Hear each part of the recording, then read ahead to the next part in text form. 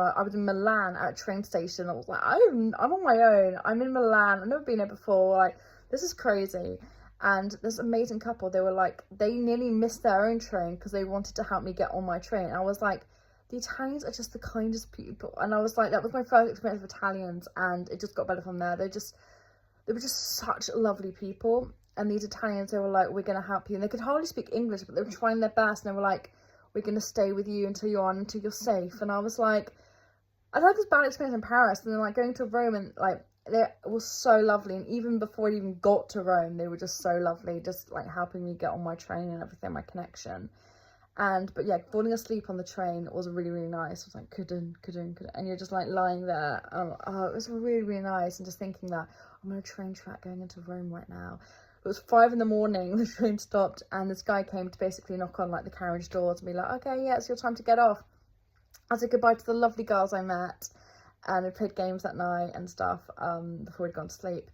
And I got off, and I was in Italy. Now, it was 5 in the morning. Now, as you know, if you go to hostels don't often like check in till like 3 p.m. or something. So instead of going to the hostel, I was also in Rome. I'd wanted to go to Rome for ages. So I actually said, can you take me to the Trevi Fountain?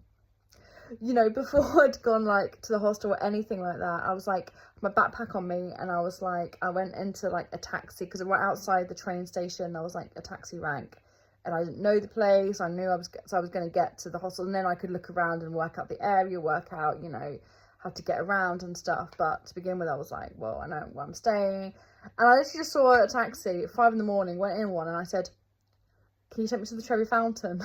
They were like, well, we can't take you right there, but we can take you really near so we can tell you how to get there. And again, they were lovely. But yeah, it's 5 a.m. in the morning. You'd think that the Trevi Fountain would be, you know, like, oh, there'd be no one there. Already, the Instagrammable people were out there, you know, the influencers at 5 in the morning to get the best shot. But I went there and I was just like, wow, the ancient world, like, it's just so... It's such a stunning place, Rome. It's such a beautiful, I think it's a more romantic place than Paris even. I think Rome just has my heart. I love Rome. And yeah, even at 5 in the morning and the sun was coming out, there was a gelato place, but it wasn't open yet. It wasn't open because it wasn't time. And there's a song but as I was walking around, there's a song by Ed Sheeran called Collide. And I think it says in that, being in an Irish bar in central Rome. And I remember when I was in my bed and I wasn't well, and thinking there'd be an Irish bar in central Rome that was so far away from me. And here I was, and there was an Irish bar in central Rome. And it wasn't too far from the area with the gelato bar and the Trevi Fountain. And I just went for a little walk around, and it was absolutely lovely. And I eventually went to my hostel. It's called Rome Hello. It was, I think, the best hostel I've